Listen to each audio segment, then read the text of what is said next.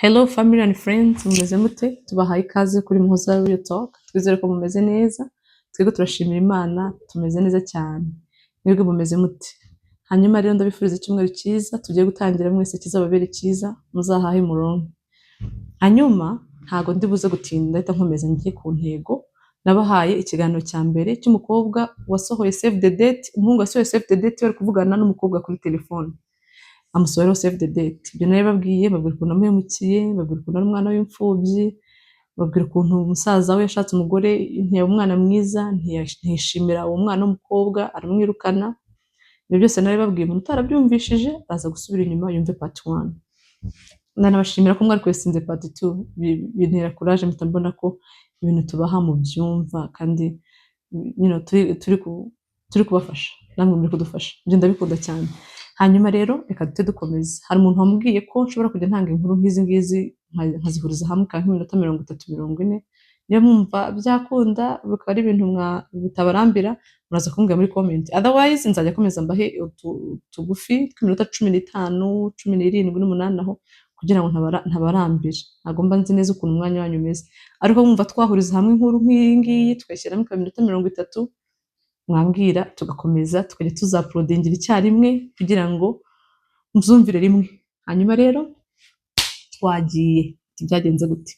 Umukobwa yamaze gutandukana na wa muhungu nababwiye, wa muhungu amaze gushaka umukobwa uvuye muri Amerika. Arangije gutandukana, uyu muhungu ibyo rero byarangiye kuko nababwiye ko byarangiye babrokanye. Ahubwo ukuntu byaje kugenda noneho akiri muri ako gahinda babaye, hariho umuhungu waje kuza mu buzima bwe. Arambwira ati ngewe ndi tayari, ngewe ndagukunda, ngewe ndashaka gukomezanya nawe. Ati ndambwira nti se uri kunca iki? Ko nababaye mu rukundo, ko ntegeze nishima, ko nta kintu cyiza naboneye muri uru rukundo, wowe unciye iki? Kubera iki? Why you? Ati numvaga mfite amahane menshi, numva ntashaka n'ibintu byo kujya mu rukundo. Ati numva mpaze inkundo z'ibinyoma. Ati arambwira ati ngewe ntabwo ndi mu binyoma. Yego warababaye. Ati kuko namaze kumusobanurira ibyo naciyemo byose. Arambwira ati kuba warababaye, ariko trust me. Ngende umuntu ukuze, ndi umuntu utazajya kugisha inama famiye, ndi umuntu ufata decision nk'umuntu w'umugabo ku giti cye. Nizera uzabona ngewe ibyo nzagukorera. Ati okay. Niba ariko ubyumva, ukumva umuntu ufite gahunda kuri ngewe, naguha amahirwe tukagerageza tukareba. Ati ariko ahita ambwira ku kanya ati mu buzima bwanjye buri rukundo rugira ikintu umuntu yumva atakwihanganira n'icyo undi yakwihanganira. Ati ngiye ikintu ntakwihanganira ukumva wagiye kuneka, uri kubaza abantu ati runaka ni muntu ki, ugenda ubaririza ati byo nisimbikunda. Numva ibintu nkubwiye ugomba kubyizera, kimwe nuko nawe ibyo uzambwira nzabyizera. Ugomba kumpa icyizere, ukankunda uko ndi kandi unyizeye, atari byo kuvuga ngo nakubwiye ibi ngo ujye kubaza hirya ngo niba ari ukuri ngo urana ngo warakomeretse. Ugomba kuza ukanyizera, ibyo nkubwiye bikaba ari ibyo, nawe ibyo umbwiye ugomba kwizera ibyo. Ninde se wakwanga icyo kintu? Ati mtambuka ati nanjye ndashaka umuntu umeze gutyo unyizere. Urukundo ubundi egare kwizerana. Ati ubwo mtavuga ati nanjye kabisa ndi tayari dukomeze. Rukundo rurakomeje. Ati turakunda ari iminsi itari mike. Turangije gukundana atangira kumbwira tuzi n'ibindi. Anyintroducinga ku nshuti ye. Inshuti ye turamenyana, nanjye muhuza n'inshuti yanjye. Bigeze arambwira ati inshuti yanjye ntihagije, ngomba kuzaza gufata irembo tugakora ubukwe. Atari kubwo nanjye ambwiraga ibyo kwereka ibyo gufata irembo. None ati n'ubwa mbere nanjye ngiye gufatirwa irembo. Ati nkumva ndishimye nkavuga nti Imana yanjye nanjye ngiye kubona umugabo nanjye nkora ubukwe. Ati narambwiye ko ntashobora kubana nawe tudakoze ubukwe. Narambwiye nibyo by'ubimenye, ngomba kuzakora ubukwe nanjye nkaba umugore wakoze ubukwe, asezeranye imbere y'Imana, asezeranye mu mategeko, umugore nyine wujuje condition zose. Ati iyo niyo target yanjye, niba uzi ko utazankorera ubukwe cyangwa ukabuze ko tutazasezerana, ntabwo ngiye nzajya kwishingira. Ati cyo kimenye. Ati akimara kumbwira gutyo navuze nti nanjye nzaguhesha ishema, nanjye nzagukora icyo ushaka, ubwo bukwe tuzabukora kandi tuzabikora neza nta kibazo. Ati rambwe ngo azaza gufata irembo, ndavuga nti wow, bitangiye kubwira iwacu. Maze kubabwira rambwe ati wowe kwirirwa wirukanka, ndaza kubwira umufamiliye ahamagariye musaza wawe amenyeshe ko tuzaza gufata irembo. Ati niko bigenda, abasaza nibo bahamagarana. Ati ntabwo bo bababwira gusa. Ati ubwo nguko cyakoze yahamagaye musaza wanjye, nimero y'undi muntu yamagaye musaza wanjye, arambwira ati wowe witegure tuzaza gufata irembo iwanyu. Ati twabipanze byarangiye tuzaza. Akimara kubimubwira ati musaza wanjye aravuga ati wow, arampamagara. Ati bya bintu byakunze, baraza gufatira irembo, none witegure tuzagenda kuri abandi bakureze ari baza gufatira irembo, kuko urana n'umuryango wawe nibo bantu nibyo shema twaba ryo kubashimira ko bakoze bajuwe parti nyine ya kibyeyi. kugira ngo tubereke ko icyo bakoze tukirekonesa nuko tuzajya kuri rwa rugo. Ati nanjye numva ni ikintu gikomeye cyane cyane ko mu rugo kwa musaza wanjye yari yaranyirukanye kubera umugore we, so numvaga n'ubundi nanjye ntari comfortable ku bintu byanjye bibera iwabo. Ubwo rero handi bandeze turateka baritegura, umva ibirori baritegura nyine, nawe urumva abantu bitegura abantu baza gufata irembo. Ati barateka ibiryo by'amoko yose, buri buke abantu baza gufata irembo. Umuhungu ndamuhamagara ndamubura, telefone ntiyacamo, ndahamagara we wapi. Noneho nkareba ukuntu iwacu bashyashyanye barimo barateka, nkareba ukuntu bari muri stress zo guteka z'igikoni, ukuntu communication ari nkeya batari kunyitaba. Kuvuga ni umwuka byara ubu bana mbabwire ngo nimuhagarike, mbabwire ndi kuvugana nawe, mbabwire ntibiri gucamo ngirene. Ati numva birandenze, mpamagara inshuti ye ndamubwira nti mbabarira umbwire amakuru ya runaka urayazi. Ati ntago mbizi, tsemeze biti. Ati mumpamagarire wumve we ko bicamo. Atamuhamagara mbwa ati ntago telefone iri gucamo. Ati se yabaye iki? Ati ntacyo byihorere gusa nagira ngo numve kuri gucamo. Ati namushatse kuva mu gitondo namubuze. Ati ubwo ntameze neza hari wenda araza kuza kumpamagara back. Ati nanga kumubwira ibyanjye ngo nimene ndamubwire impungenge mfite n'ibiri kuba. Ubwo atarakomeza avuga ni gute inshuti ye itazi ko aza kumfatira irembo. Ati nawe numva harimo akantu. Ubwo ndangije ndategereza ko wamurenda ampamagara back, wapi. Tegereza ko umuntu agaruka, wapi. Umuntu ndamubura. Ndavuga se ikintu cyabaye gituma umuhungu atitaba ni igiki? Ati ndavuga ntago ndi bubahakanira iwacu, ndabihorera ngo bukiye mu gitondo igihe cy'ibirori iwacu barakomeza barashyashyana nyine. Ubwo nibyo nababwiraga, barateka bakora buri kimwe. Ndavuga nti nimbabuza nshobora kubabuza ugasanga fone y'umuhungu itariho, ariko abantu bateguje bari buze. Ati ndahakana nshingiye kuki kandi abandi bantu baramagaye bagateguza. Ati ubwo nta kundi icyo nkora ngewe ndagenda, nimara ndagenda nyine of course n'ubundi ntago bamfatira irembo nicaye, ndagenda mbe ngiye kure ibyo bakora bitunganye. Atari ko buriya baraza kuza, reka nyine nijijishe ko bari buze. Ati ndategereza abantu wapi, telefone wapi. Mu rugo saa 10 zirageze, saa 11 zirageze, saa 12 zirageze, barambwira ati abantu bawe ntago baje. Ya nimero umuntu uhamagaye baracyayikozaho nticamo, iyo umuhungu nticamo. Ndavuga nti none nagenze kera kubusa. Iyo wandi bavugaga mbere wandi w'umunyamerika, ati ibyo yankoza ubwo uriya ni nko kumva, ni nko kuzimya buji.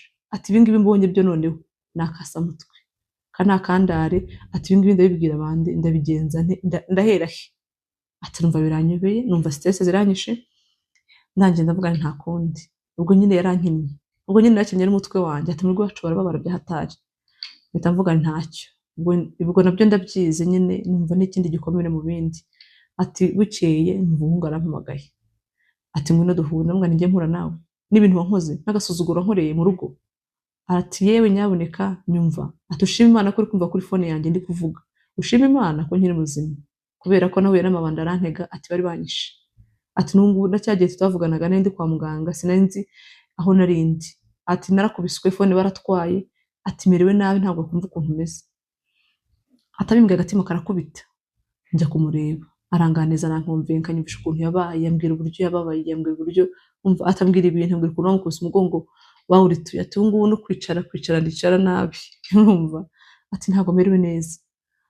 Arangije kubimbwira ndavuga ntibirashoboka, mpamagara yacu ndababwira nti burya umuhungu yagize ikibazo. Babwira ukuntu byagenze, bacu bati se niba yaragize ikibazo kuki abahamagaye bateguza ko bazaza gufata irembo atahamagaye n'undi bahakana. Ati waba bari bafite stress niyo mwana umwe. Ati bose bari basaze, ati bari kumwirukankaho. Ati mbega nta kindi kintu bageze batekereza. Ati bumvaga bagiye kubura umwana wabo.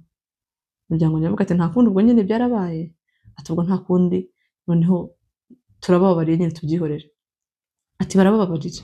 Arangije kubabarira wa muhungu arongera arambwira ati none stress zishire, tegura anteguza undi munsi. Ati bazaza. Ati tuzaza rwose nta kibazo. Atambwiye ko bazaza, nanga kubibwira iwacu.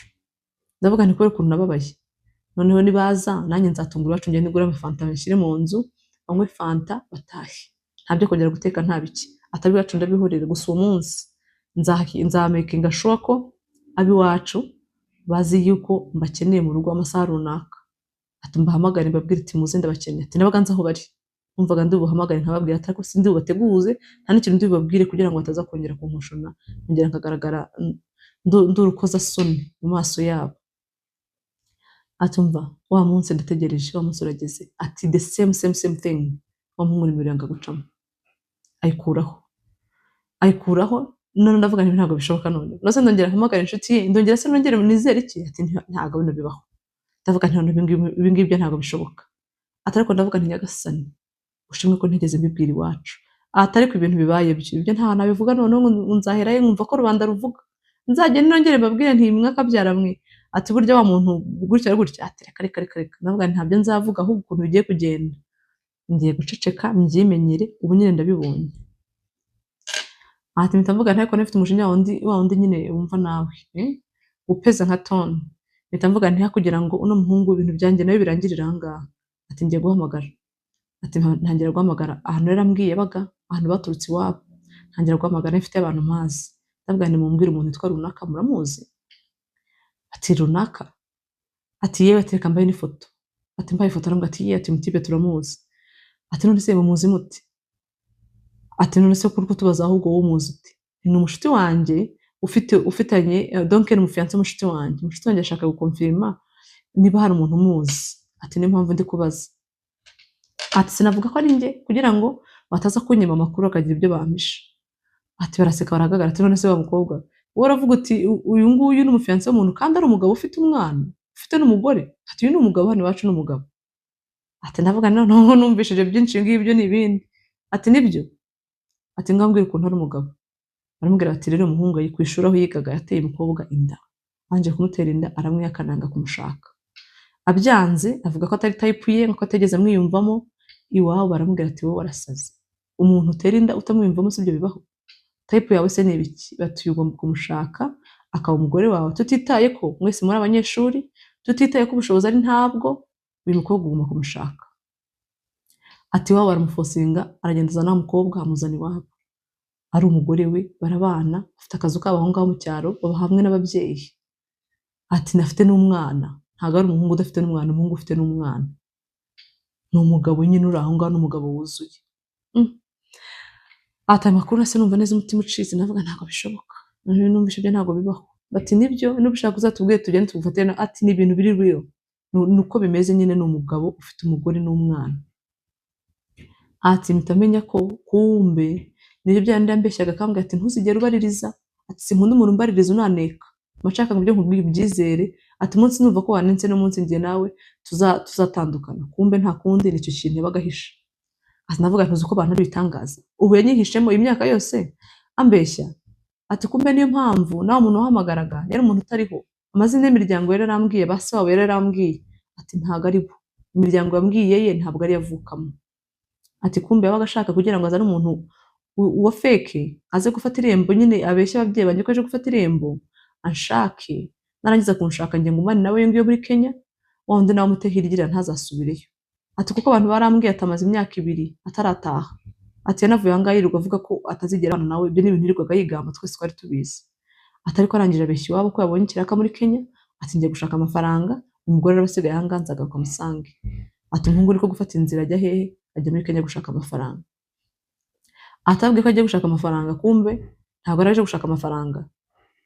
Yaraje n'umuntu nyine waruje mu bindi bintu, aje gushaka umugore ngo ashaka umugore imahanga nyine azaba iyo ngiyo, ntazagira uzamenye ibye. Hati nuko nkuko byagenze.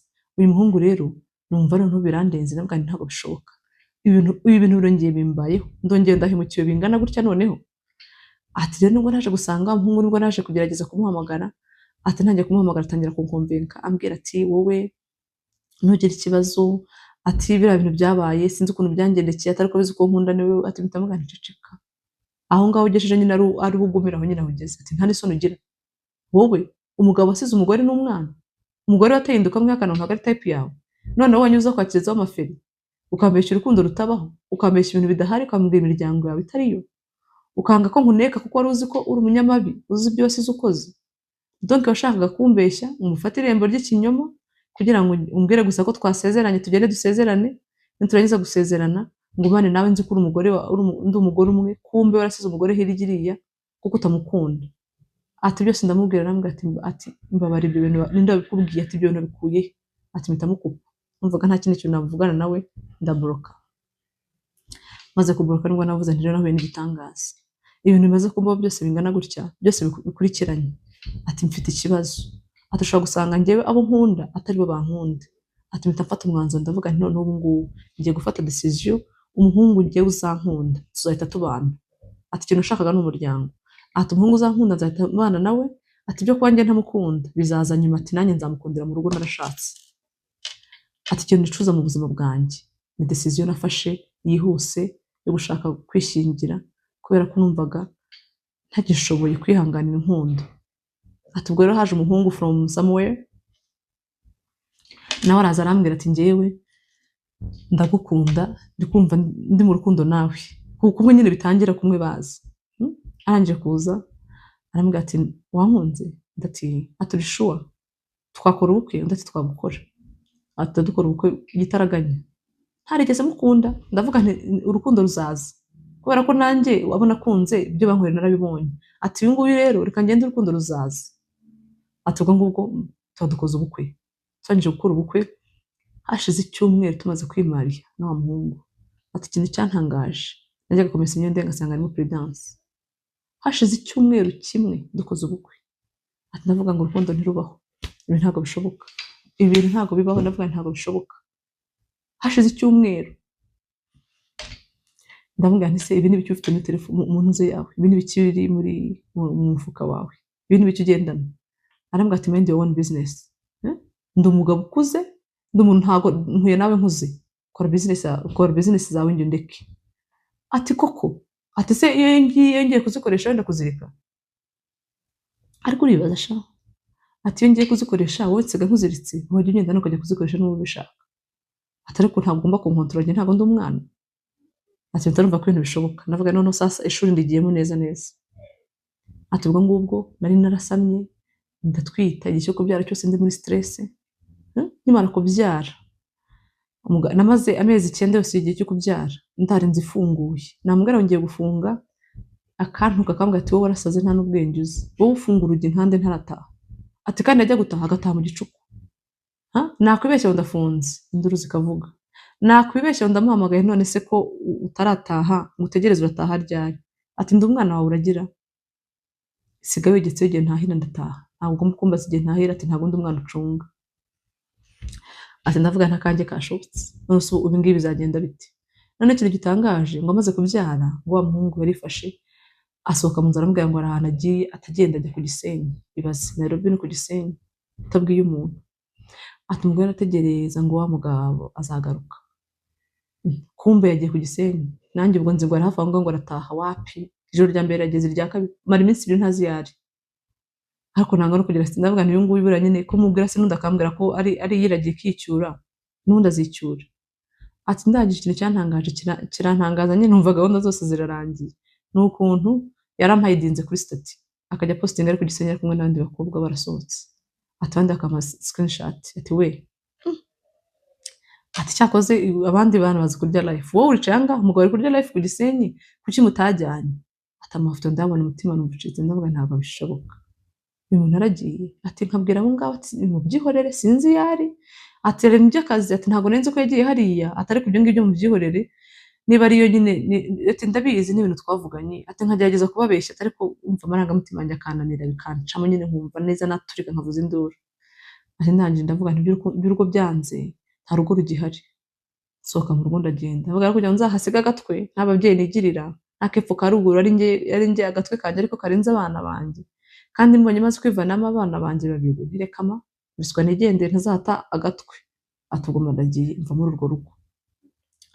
Ati ubu ngubu ndicaye, ibintu byo gukunda sinshaka kumenya ngo bisa bite, narakomeretse umutima wanjye numva utifuza kongera kumenya inkundo ngo zimeze zite, atariko ndi kumwe n'abana banjye, aricyo nshimira Imana, mfite abana banjye, mfite umuryango nanjye narawukoze, nzagumana n'abo bana banjye. Naho uwo mugabo ati ndumva nta kindi kintu ushaka kumenya, ibye nyine n'ibyo uko bishaka niko azabikora, azagumane n'ibye n'undagumane n'ibye. Ati ubwo nyine uko niko Imana nyine yabigennye, nuko nkuko bimeze. Uwo mubyeyi ari aho ngaho yagize ati n'ubundi niba watanze ya nkuru ya mbere nk'uko twabibabwiye, yavugaga ati njyewe ndabagira inama kuko mfite experience, nabonye ko bishoboka. Ati uramenye utazirukankira mu rukundo ugiye kwiyahura, ati narababaye rekana iyahuri, uziyahuri mu rukundo, nimba bitari gukunda take your time, nushaka ugende ubivemo igihe kirekire, ariko banza witekerezeho, ntuzakorane umujinya ngo ujye mu rukundo ngo kugira ngo urebe ko bikunda kubera ko bitakunze. Ati hoya, nubona bitari gukunda ujye uvamo, nubona biri gukunda ukomeze. Ati ariko mu gihe wumva umutima utameze neza itonde, itonde we kwirukanka ngo uhite ugenda, itonde ubanze witegure umutwe wawe, ubanze umenye ibyo ugiyemo. Ati njye ntabwo nigeze nitegura, nagize pressure, ngira stress z'ibyo nari ndimo, mpita mbyiyahuramo mbijyamo ntakagombye kubijyamo, mbabariramo kurusha uko nari meze. Bara bose barazaga bakagenda bakansiga, atari ko nguweho yansize namwe murahumvishije.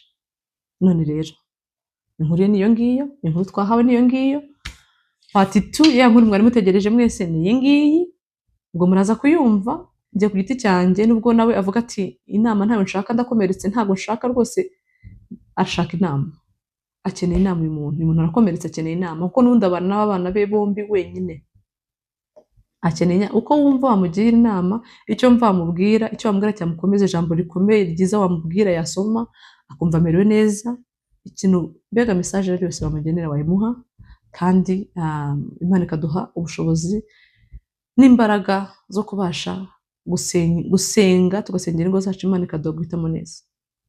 Ubura guhitamo neza ni ikintu gikomeye, kandi ntawe ukikorera, Imana n'idutunganyiriza. Ubwo rero inkuru yanjye niyo ngiyo, icyo wumva wakora contribution yawe kuri ino nkuru, icyo wumva niba ari ukwiga twige, tumenye kwitonda no kujya mu bintu tudahubutse. Ikindi kandi dushyiremo imbaraga, dusenge cyane, Imana nikomeza ingo. Ikindi kandi tureke kwiyahura, niba bitakunze it's okay, ntabwo uri uwa mbere bidakunze, nturi n'uwa nyuma. Take time, witonde, nushaka kumara imyaka indi 5 utagiye mu rukundo, ariko banze healing, wumve ko umutima wawe ukize, wumve ko nawe banze kuba stable, ubone gusubira muri ibyo bintu. Niba ngombwa mushaka abaganga babigishe, niba ubona ufite nk'ikibazo cy'indwara za depression, umuntu akuganirize ukire, ntuhite ugenda mu bintu wirukanka ngo kubera ko nta yindi choice ihari. Hari ibintu byinshi twakora, ariko kandi dukomeze twitonde muri decision dufata mu buzima bwa buri munsi. Murakoze cyane, ndabakunda, namwe murabizi, ndabasabira umugisha uvuye ku Mana mwinshi kandi cyane. Mukomeze mumererwe neza. Inkuru yacu iyo ngiyo, izi ni inkuru mba nahawe namwe nkazisharinga, namwe mukagira icyo muvanamo, twese tukiga. Hanyuma rero inkuru ino munsi niyo ngiyo, tuzongera next time. Mfite inkuru nyinshi ziri ku rutonde, n'abandi mwagiye mwumva nyinshi ziri ku rutonde, murambabarira rero kandi cyane. Umuntu wampaye inkuru nkaba ntari nayivuga, so kwirengagiza nuko ngenda ntanga in order bitewe n'igihe inkuru zaziye. Murakoze cyane, nyagasana abahe umugisha, ndabakunda, bye bye.